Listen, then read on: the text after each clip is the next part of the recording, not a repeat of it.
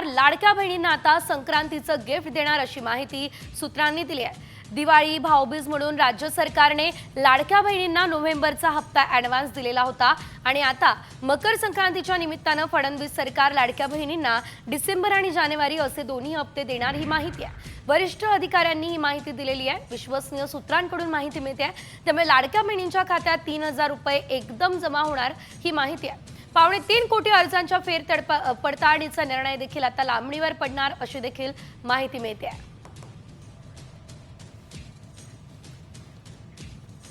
आणि त्यानंतर बघूयात ग्राफिक्सच्या माध्यमातून सविस्तर माहिती। संक्रांती आधी मिळणार प्रत्येकी 3000 रुपये। डिसेंबर जानेवारीचा हप्ता देखील संक्रांती आधी असणार आहे।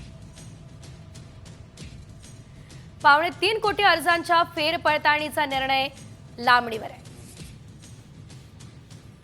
सध्या अर्ज केलेल्या सर्वच लाडक्या बहिणींना लाभ मिळणार आहे।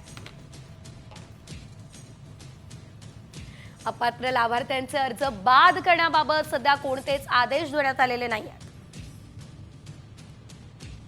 नव्याने आलेल्या अर्जांची तपासणी शेवटच्या टप्प्यामध्ये होणार आहे।